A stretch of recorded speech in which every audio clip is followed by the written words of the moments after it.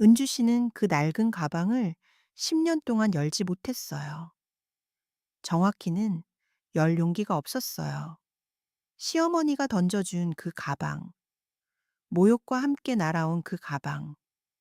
은주 씨는 그걸 옷장 가장 깊은 곳에 밀어 넣고 뚜껑을 닫고 10년을 살았어요. 그런데 오늘 처음으로 그 지퍼에 손이 갔어요. 10년 만에 손이 떨렸어요. 그 안에서 뭐가 나왔을까요? 오늘은 은주 씨 이야기를 들려드릴게요. 시부모 식당에서 10년을 무급으로 일하고 퇴직금 대신 가방 하나를 받은 여자. 그리고 그 가방이 10년 뒤 가져온 놀라운 반전의 이야기입니다. 은주 씨가 민혁 씨와 결혼한 건 28살 때였어요. 주변에서 다들 말렸어요. 시어머니 박 씨가 워낙 강단 있는 분으로 소문이 났거든요. 그 집 며느리 하기 쉽지 않다는 말도 들었대요. 그래도 은주 씨는 괜찮다고 했어요. 민혁 씨를 믿었고 함께라면 뭐든 잘 될 거라고 생각했죠. 결혼식 날 시어머니 박 씨는 하객들 틈에서 딱 한마디를 했어요. 우리 집에 들어오면 우리 식대로 살아야 해. 은주 씨는 그때 그 말이 그냥 시어머니들 흔히 하는 말인 줄 알았어요. 살짝 긴장했지만 잘하면 된다고 생각했어요. 하지만 그 말은 단순한 인사가 아니었어요. 앞으로 10년의 삶을 정해버린 선고 같은 말이었어요. 시부모님은 동네에서 꽤 오래된 국밥집을 운영하고 있었어요. 결혼하고 한 달도 안 돼서 시어머니 박 씨가 은주 씨에게 말을 꺼냈어요. 우리 일 좀 도와줘. 사람 쓰기 비싸. 처음엔 주말에만 나왔어요. 그게 평일로 늘었고 어느새 매일 아침 6시부터 저녁 10시까지 일하는 게 당연한 일상이 됐어요. 은주 씨 본인 일자리는요, 결혼 전에 다니던 회사는 이미 그만뒀어요. 시어머니가 신혼에 무슨 직장이냐고 했거든요. 월급? 없었어요. 가족끼리 돈을 왜 따져? 시어머니가 웃으며 말하면 민혁 씨도 그냥 웃었어요. 은주 씨는 그 웃음이 정말 싫었지만 참았어요. 언젠가는 알아줄 거라고 믿었으니까요. 이상한 건 시어머니가 은주 씨한테만 유독 엄격했다는 거예요. 국간이 조금만 달라도 설거지 한번 빠뜨려도 바로 지적이 들어왔어요. 심지어 앉는 자세, 손님한테 인사하는 목소리, 톤까지 지적을 받았어요. 하지만 이상하게 그 잔소리에는 감정이 없었어요. 차갑지도 따뜻하지도 않은 딱 기준을 말해주는 것 같은 느낌. 어느 날 은주 씨가 너무 지쳐서 주방 바닥에 쪼그려 앉아 있을 때였어요. 시어머니가 살짝 다가와서 조용히 말했어요. 힘들면 나한테 말해. 말할 수 없을 것 같으면 적어도. 그 말이 뭔 의미인지 은주 씨는 그때 몰랐어요. 왜 적으라고 했는지도요. 한참 뒤에야 알게 됐지만요. 3년 차쯤 됐을 때부터 민혁 씨가 달라지기 시작했어요. 야근이 늘었어요. 주말에도 회의가 생겼어요. 은주 씨가 힘들다고 하면 나도 힘들어가 돌아왔어요. 그나마 있던 대화도 줄었어요. 어느 날 저녁 식당 마감하고 민혁 씨 차를 기다리는데 민혁 씨 휴대폰에 알림이 왔어요.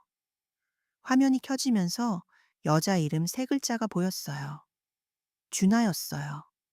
은주 씨가 물었어요. 민혁 씨가 회사 후배야 라고 했어요. 더 묻지 않았어요. 묻기가 무서웠으니까요. 은주 씨는 그날 혼자 식당 뒷정리를 하면서 울었어요.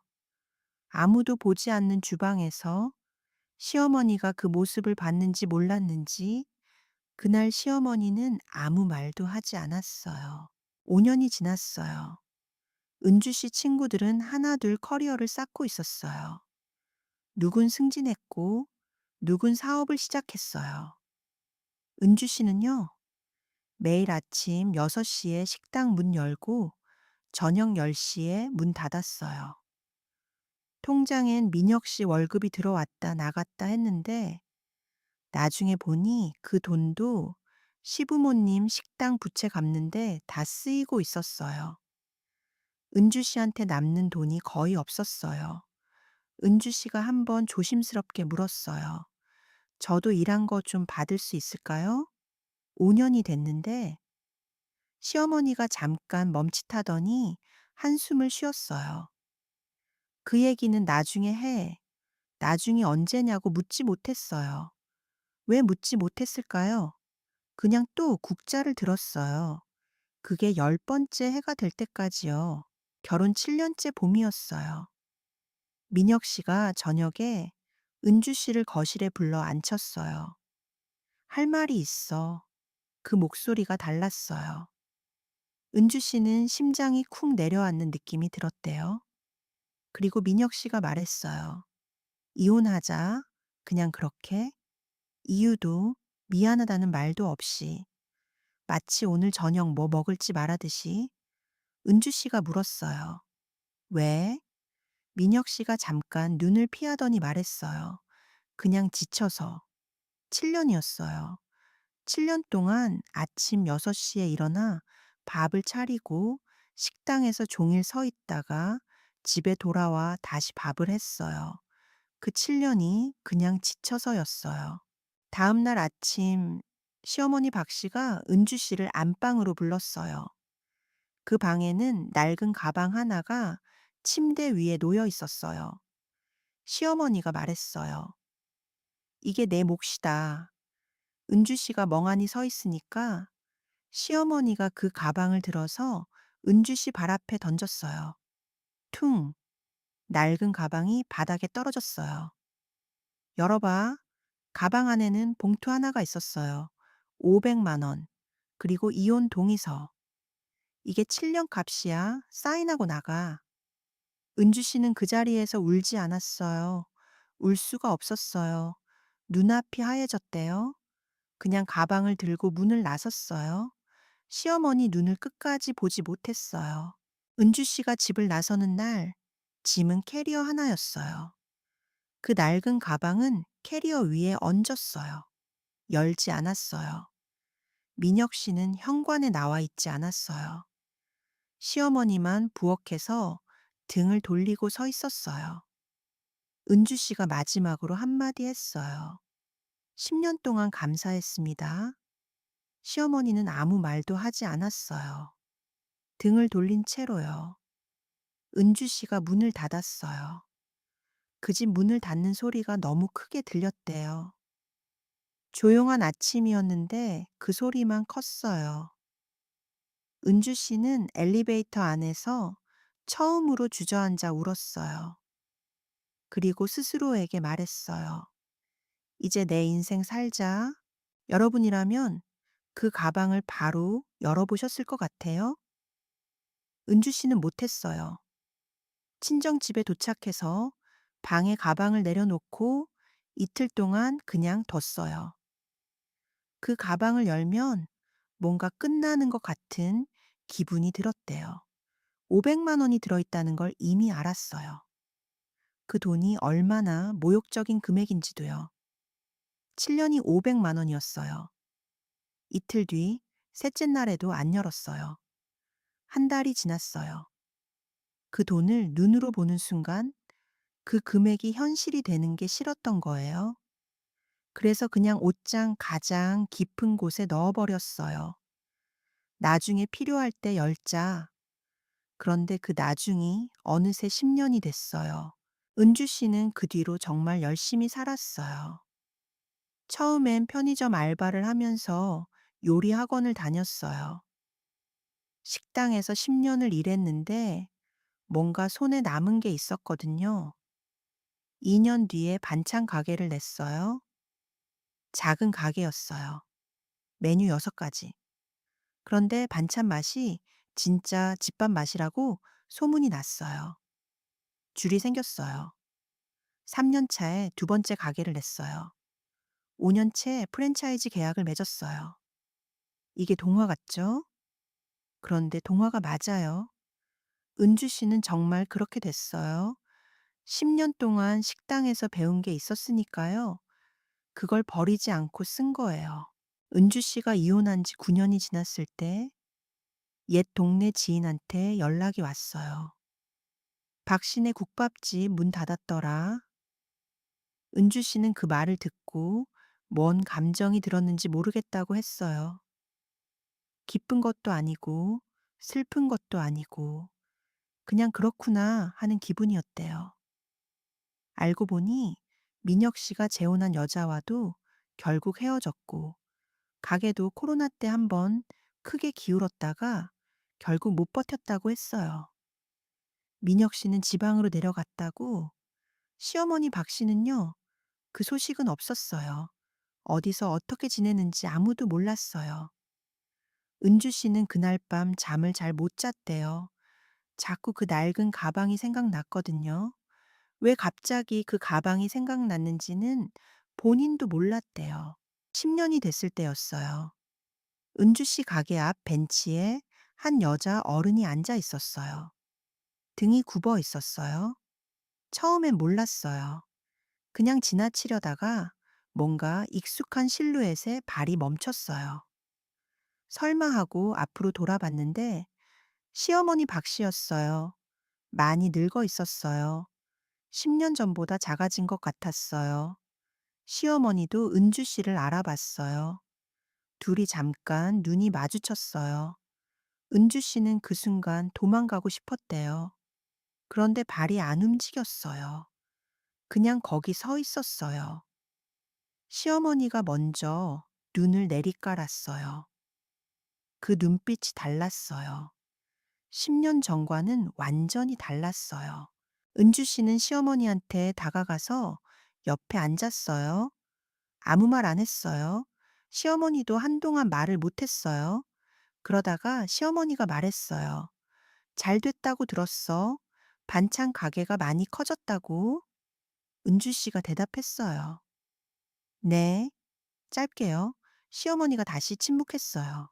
10초, 20초, 1분. 벤치 앞으로 차가 지나갔어요. 아이들이 뛰어갔어요. 세상은 그냥 돌아가고 있었어요. 그 침묵이 너무 길어졌을 때 시어머니가 갑자기 은주 씨 손을 잡았어요. 차가운 손이었어요. 그러면서 말했어요. 그 가방 아직 있어? 은주 씨 심장이 멈추는 것 같았어요. 은주 씨는 그날 저녁 집에 돌아와서 옷장을 열었어요. 10년 동안 한 번도 꺼내지 않았던 그 낡은 가방. 먼지가 쌓여 있었어요. 손이 떨렸어요.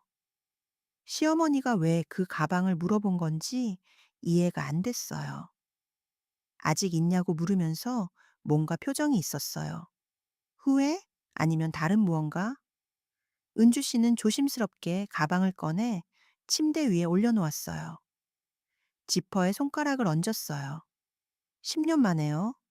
손이 기억하고 있었어요. 이 가방 처음 봤던 날의 느낌을 열어야 하나 말아야 하나 그 순간 가방 안에서 뭔가 살짝 움직이는 게 느껴지는 것 같았어요. 착각이었겠지만 열지 않을 수가 없었어요. 지퍼를 당겼어요. 녹슨 금속 소리가 났어요. 오래된 가방 특유의 낡은 냄새가 올라왔어요. 봉투가 있었어요. 돈 봉투, 그리고 이혼 동의서. 은주 씨는 그게 10년 전 그대로라는 걸 확인했어요. 돈은 이미 쓴 적 있어요. 아니에요. 처음엔 안 썼는데 6년 전에 두 번째 가게 열면서 급하게 썼어요. 이혼 동의서는 그냥 뒀어요. 서류 봐도 뭔 감정이 없었어요. 그런데 가방 바닥에 손이 닿았을 때 뭔가 딱딱한 게 느껴졌어요. 봉투를 다 꺼냈는데 왜 뭔가 남아있는 거지? 은주 씨는 가방을 뒤집어 봤어요. 바닥 안감 사이에 뭔가가 꽂혀 있었어요. 편지였어요. 편지지 두 장이었어요. 손글씨였어요. 시어머니 박씨 글씨였어요. 은주 씨는 손이 너무 떨려서 서 있지도 못하고 바닥에 내려앉아서 읽었어요. 은주야, 이 편지를 언제 읽을지 모르겠다. 읽지 않아도 된다. 그냥 이 가방 버려도 된다. 근데 혹시라도 언젠가 열면 내가 왜 그랬는지 알았으면 해서 써놓는다. 은주 씨 눈에 눈물이 차올랐어요. 계속 읽어 내려갔어요.